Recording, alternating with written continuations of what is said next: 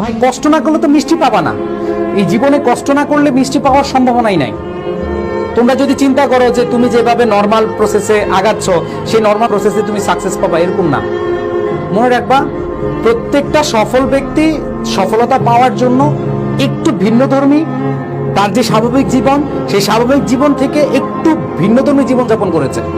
তুমি যেটা চিন্তা করো যে অনেক স্টুডেন্টরাই সকালবেলা ঘুম থেকে উঠে আসতে রিল্যাক্সে তারপরে পড়ার টেবিলে বসে, ভাই তুমি যদি সেম প্রসিডিউরে যাও, তুমি যদি সেম ওয়েটাই ফলো করো, তাহলে কিন্তু তোমার আলটিমেটলি রেজাল্ট আসবে না।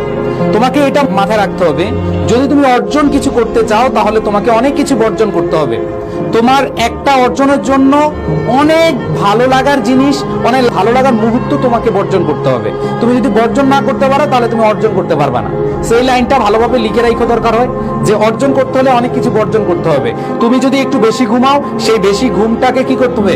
বর্জন করতে হবে। তুমি যদি একটু হাঁটাচলা করতে অথবা খেলাধুলা করতে একটু বেশি পছন্দ করো, তোমার প্রিয় শখ হচ্ছে ধরো বন্ধুদের সাথে আড্ডা দেওয়া, গসিপিং করা, তাহলে ওই শখটাকে কি করতে হবে? বর্জন করতে হবে। তুমি যদি বর্জন করতে পারো তাহলেই তোমার অর্জন আসবে।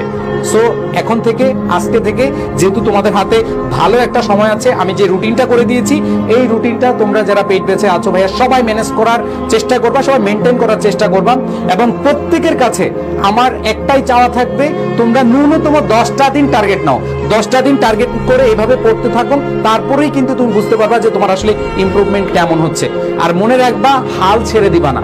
যদি হাল ছেড়ে দাও তোমার সাকসেস আসবে না, তুমি যতই ভালো স্টুডেন্ট হও। তুমি যদি এখানে যারা আছো, অনেকে বলো ভাই আপনাদের সাথে থেকে আমার মোটামুটি প্রিপারেশন 80% কমপ্লিট হয়ে গেছে অথবা 100%ই কমপ্লিট হয়ে গেছে, আমার আর আসলে ভাইয়া করতে ভালো লাগে না, আমি তো চান্স পেয়ে যাব।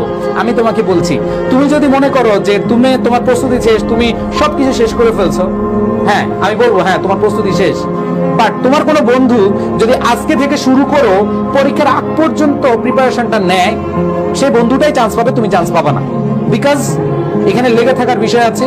তোমরা জানো যে slow and steady wins the race. অনেকে কি করো, তাড়াহুড়া করে প্রস্তুতি নাও। তাড়াহুড়া করে প্রস্তুতি নেওয়ার দরকার নাই। তুমি হচ্ছে শেষ পর্যন্ত লেগে থাকো, তোমার রেজাল্ট আসবে। আর তুমি তাড়াহুড়া করে প্রস্তুতি করে প্যাকিং করে বসে আছো, তোমার কিন্তু ভালো রেজাল্ট আসবে না। সো প্রত্যেকে এই কথাগুলো মাথায় রাখবা।